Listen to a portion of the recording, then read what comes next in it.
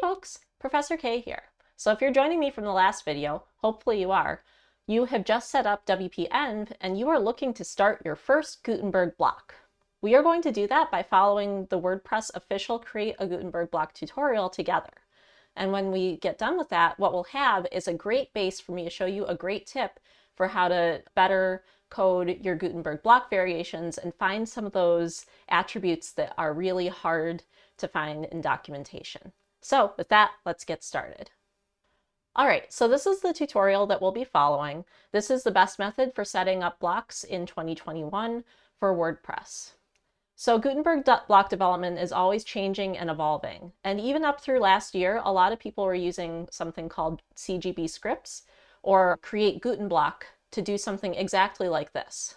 There are some pros and cons to CGB scripts versus the official WordPress package. One of the main pros that CGB scripts had was that it existed. Believe it or not, WordPress did not have a set of scripts like this until pretty recently. So that might be why you haven't heard about it yet. I've been looking on YouTube to see if there's any tutorials like this so far, and I haven't actually found any except in other languages. So hopefully I'm the first. But the main idea here is that by leveraging WordPress's scripts as opposed to CGB scripts, there's two really big benefits to that. One, it's developed by WordPress, and because it's coming through WordPress, you know that it's going to be officially maintained, updated, and it's going to be adopted as part of core from this point forward. So that's one reason that I'm always like, oh, WordPress let a thing out, WordPress gave us a thing, I'm going to use that one. My first choice whenever I have an option is always to go with the WordPress version of something if I can. And that's because I know I can rely on it in the future. Sometimes themes, plugins, and other libraries get abandoned by developers as they get busy or can't find the support they need to continue their open source projects. The second part, and a really key part of why we're using WP scripts here to create this Gutenberg block base, is because in WordPress scripts, you can override and modify the default Webpack config, whereas with CGB scripts, you had to do what's called ejecting to do that. So what's the difference between ejecting and overriding? Ejecting means that in CGB scripts, you do not get any more updates from Create Gutenblock, like ever again, unless you manually go through and put the lines in yourself. So one thing that you can't do is go to your terminal and say, update to CGB scripts and have the update come through. You would be ejected. You would be kind of like branched off that. Whereas with WP scripts, you can actually override that Webpack file. And that is a huge, huge difference, and something that you're going to find is really helpful, especially as you develop more complicated plugins. For example, I usually have Sass files that need to be in a different place or in a different structure than CGB scripts expects. So I can do that really easily with WordPress scripts. I can't do it with CGB scripts. And this was like a huge point of contention at work for a while. So now we have WP scripts and it is fantastic. Let's get on with going ahead and creating a block. First of all, you should have your development environment set up. Please make sure that you have Node.js, NPM, and your favorite code editor. My actual favorite code editor is Sublime Text. Don't tell anybody, but I'm going to use VS Code in demo mode, basically a clean version of VS Code, because I know that's the most popular editor these days and I can work in it just fine. I just like the speed of Sublime Text 3 and simplicity. The other thing that you should have is a little bit of terminal knowledge. So you should be a little familiar with just basic terminal commands, things like cd, npm install, things like that. If not, you can probably follow through this tutorial, but you might need to pause a little bit. So what we're going to do is we are going to just copy and paste this line here, npx at WordPress create block starter block, right into our terminal here. And I'm going to do a Command K to remove any excess messages from before, just clear it out, and then a Command V to paste that in. Now let's break down this command. npx is going to be node package, and then the X is kind of like for running. At WordPress, create block is actually a package that WordPress maintains. So node package manager, this is a package. And then this last parameter, starter-block, is going to be the name of the block. So what we're going to do is we're going to rename this variations example. And that will allow us to have just a nice name with the exact naming from this script here. Now, what's one other thing that could be happening here that might not be what we want?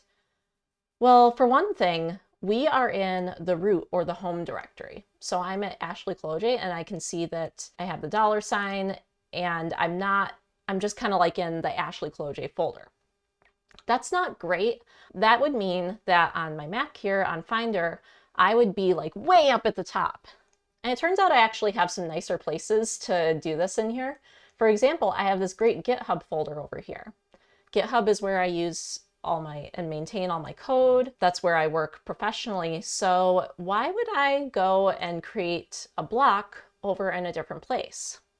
I'm going to copy this with Command Z, delete all of these, and I'm going to say, okay, before I run this command, I want to move throughout my file system, or CD, change directory, to the right place. So I'm going to CD over to GitHub and just drag and drop the folder right in, super easy.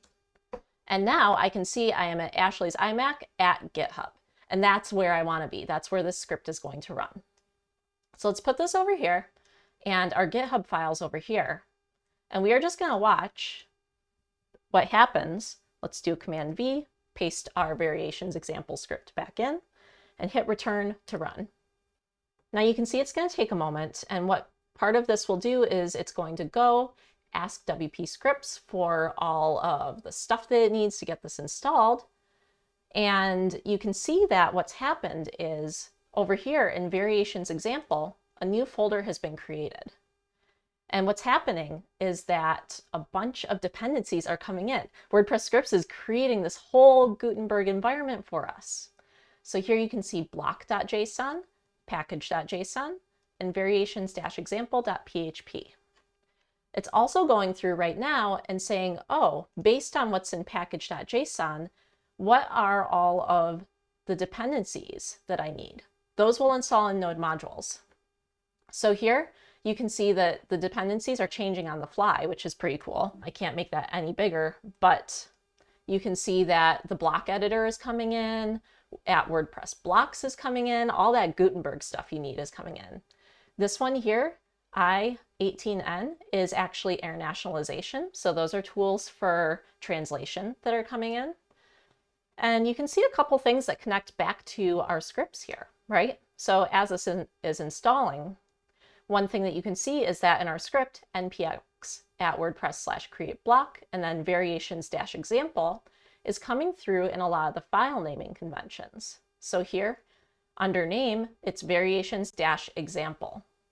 And if we were to look over here, we can also see that the PHP file is named variations-example, and it even is smart enough to put a nice name and separate and capitalize things for you in things like the plugin name.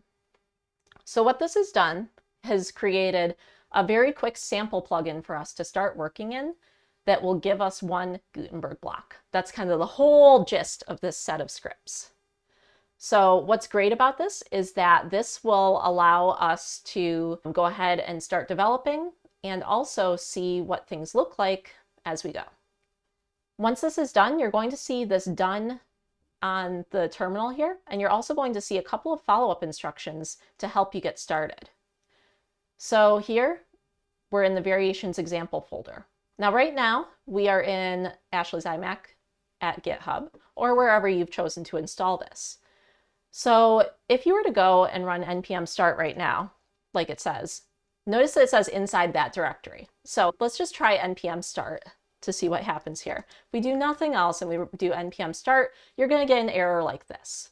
That's because you are not yet in the variations example folder. We need to change directory there first. So go ahead and push CD and then just drag and drop variations example in, and now you will be in that folder.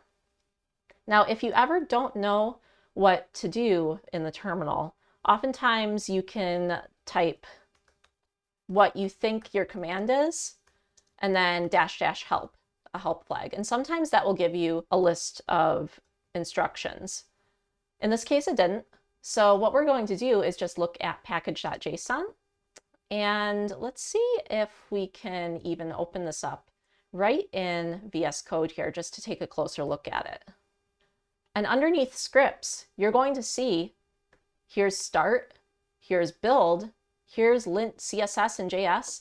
Here are all the scripts that came in and that you could use before that were in terminal. So if you ever forget what scripts you can run with npm, just remember they're right in package.json under scripts. So npm run build, for example, will run WP scripts build.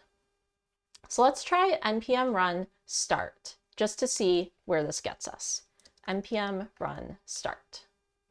And you can go and you can see that this is going ahead and things are being watched, but where do I see my changes? What do I do now? If I were to go and I were to open up variations example in VS Code here, and I'm just gonna zoom back out a little bit, and working in my source folder, I were to make a change to style.scss, such as .color and then color red, just writing a simple color class.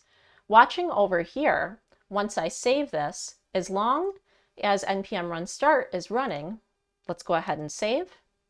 You can see that it's rebuilt that. But we don't have a place to view these files, and that's where we're going to run into some problems.